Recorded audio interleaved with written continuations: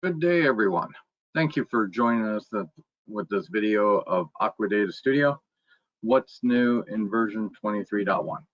My name is Darren Fulmer. I am a sales engineer at IDERA.com, and we'll be giving you this presentation and going over the key features that have been added into Aqua Data Studio, the latest release. So Aqua Data Studio, if you're not aware, is software geared towards IT professionals working with databases and data. It helps you in developing and managing your databases. Aqua Data Studio gives you the ability to access those databases, run queries, import, export data, visually analyze data, and so many more features are included. Aqua Data Studio currently supports over 40 different database platforms. That includes relational databases, NoSQL databases, and cloud databases. Aqua Data Studio can be installed on the three primary operating systems, Windows, Mac, or Linux, and it's a mature product that's been in the marketplace for 20+ years. So with that said, let's go ahead and jump into the features that have been added in 23.1. Touch on them real quick at a high level, then demonstrate those in the product itself, and just outline all the key features. So in Aqua Data Studio version 23.1, a couple of the big adds that we have for you are the support of Google BigQuery stored procedures. That's been added in this latest release. SSH tunnel without shell access, so that no longer need to launch a shell, that sort of thing. We do have database enhancements for you in 23.1. We have operating system updates as well. And there's a few customer fixes, such as join deletion problem that was in the query builder, and then an incorrect category title in the ER modeler that have been resolved in 23.1. So let's go ahead and jump into the tool itself. So the first thing that we're going to demonstrate to you is the inclusion now of stored procedures in Google BigQuery. So the first thing that's going to need to be done is, by default, Aqua Data Studio has legacy SQL checked. So you're going to need to go ahead and go into your settings and turn that off. And to do that, what you need to do is you need to go to your Google BigQuery connection. We're going to go ahead and right click on it. Go ahead and go down to server properties, click on that. And then we're going to go to the advanced tab. And here, click on the advanced tab. And if you scroll down here to SQL version, use legacy SQL, this is going to be checked by default. So what you want to go ahead and do is uncheck it. Then you're going to get a confirmation box that's asking you, so for example, to confirm that you want to make that selection. It's going to disconnect your Google BigQuery, and then all you'll need to do is you'll just need to go ahead and right click on your Google BigQuery again, and then reconnect it. After you've done that, then you'll actually be able to see any stored procedures in Aqua Data Studio for Google BigQuery. So for example, we'll just scroll down to Tom, and you'll notice stored procedures are listed here now. So once you've done that, now you can actually either start working with the existing stored procedures in Google BigQuery, or you can actually start creating new stored procedures through Aqua Data Studio. So to be able to create a new stored procedure, very simple, what we're going to go ahead and do is we're just going to go ahead and right click on the stored procedures. And you'll notice the first option here is create procedure. We're going to go ahead and click on create procedure. And that is going to go ahead and then open up a create procedure dialog box for you to actually start populating. Now, because you're doing the right click functionality, it's going to give you the project and database automatically filled in because you're right clicking from a specific project and database. So we're going to go ahead and just add a name. We're just, for demonstration purpose, make this very simple. 20. Now we're going to go down into the procedure body and we're going to start adding our parameters. So for this demonstration, we're just going to do a simple out,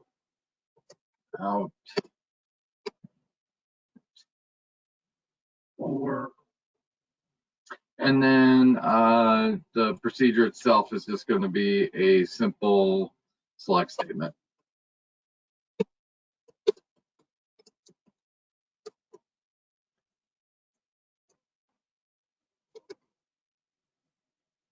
Okay, so after you went ahead and filled out all the parameters of your procedure, what you're going to go ahead and do is then you're going to come up to the top here to the Preview SQL tab, and we're going to go ahead and click on that. And you're just going to go ahead and look at what Aqua Data Studio is going to run for you as the SQL to make sure everything is looking good there.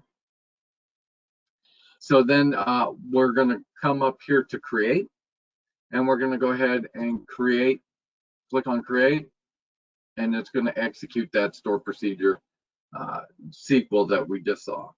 Now, if you'll notice in the list here, now I have my stored procedure proc20. You can expand it to the parameters so that you can verify it's exactly as we had written out.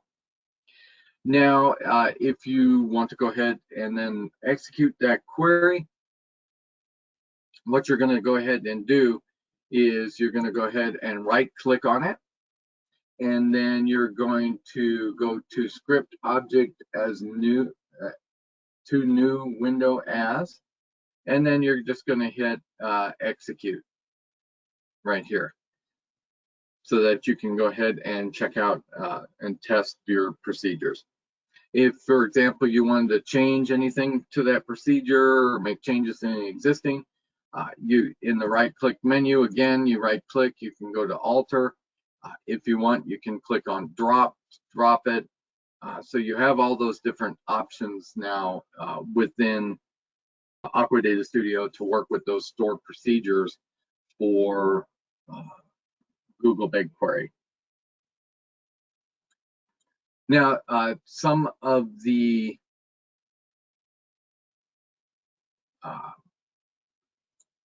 changes for the operating system that have been done is Aqua Data Studio 23.1 has added support for Mac version 13.5, and it has been tested on M1 and M2 hardware with Apple.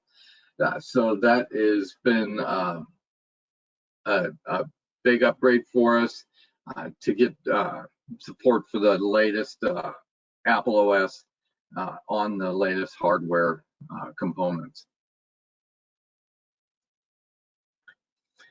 Now, with the SSH tunneling without shell access, this has been added also in 23.1. This is going to allow you to connect to your databases through SSH tunneling, again, without that shell access. So let me jump back to Aqua Data Studio and show you how that is done. So the first thing that you're going to need is you're going to need, let me clear these out. You're going to need to set up a SSH connection. You can do that first thing by creating a new server group. If you notice, by default, everybody typically has all their databases listed under their local database servers.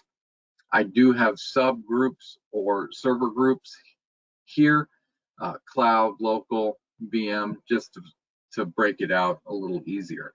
So the first thing you'll want to do is you want to go ahead and right click on your local server group. You're going to go ahead and say new server group, and we're just going to name this, for example, SSH servers, just so that it's easy to locate them. So you'll now see that this SSH server group is added to my listing. So what we're going to do is we're going to go ahead and right click on it, and we're going to come down here to register SSH server.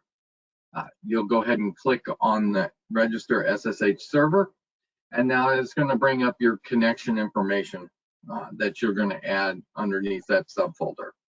So you would basically fill out all the information here, give it the name, choose if it's a development, production, test environment.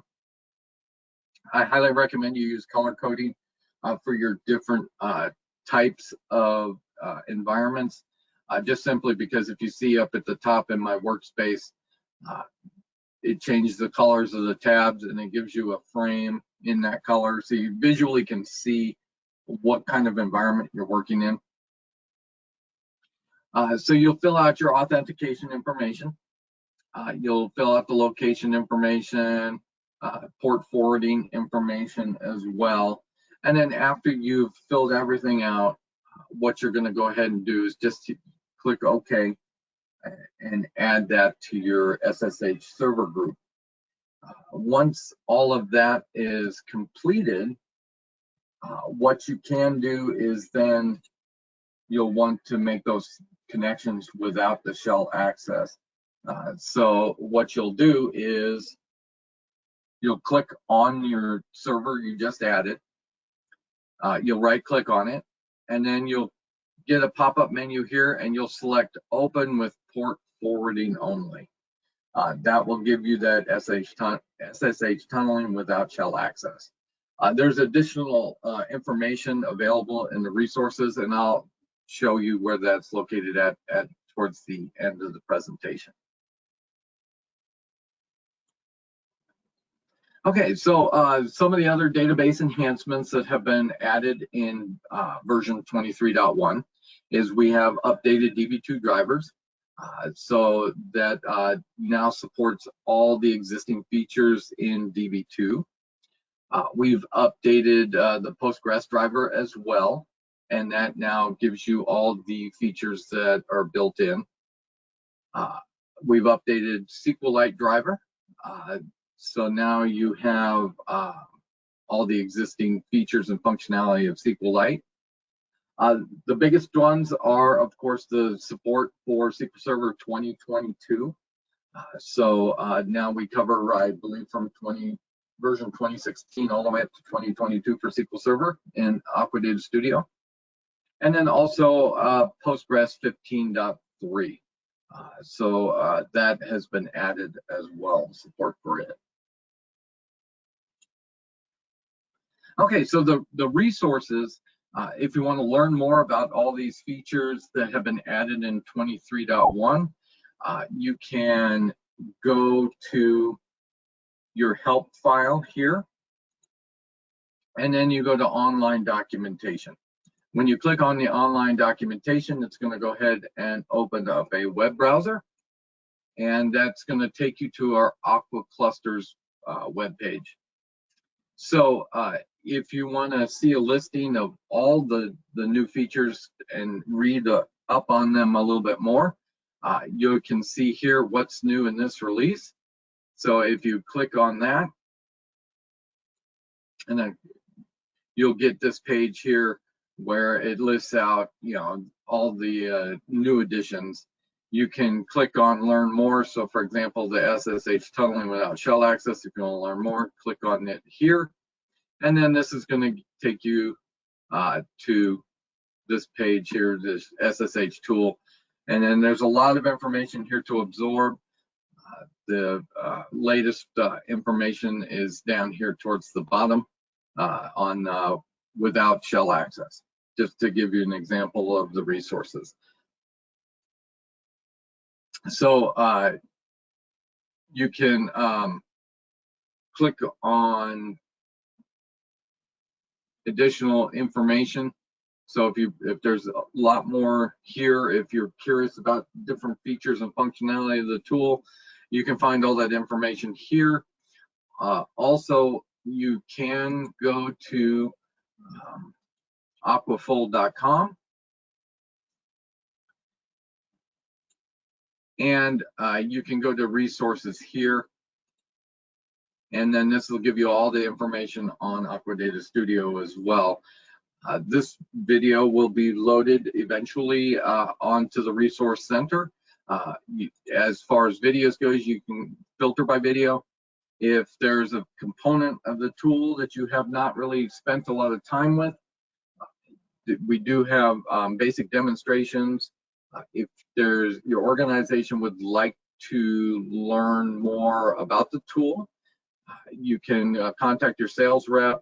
They can schedule a full-blown product demo for you, for your company and your organization, to go over all the key features of the tool if that's something that you'd be interested in. But I want to go ahead and thank everybody for your time. We're excited about some of these changes with Aqua Data Studio 23.1, and we hope you download the product, play around with it. There is a plethora of functionality built into Aqua Data Studio, and again, it supports over 40 different database platforms, so that if you have a very mixed environment, you don't have to jump from tool to tool to tool to get your work done. You can do it all within the single IDE of Aqua Data Studio. Thank you again, everybody, for your time. It's been a pleasure going over all these new features with you for Aqua Data Studio. Have a great and blessed day.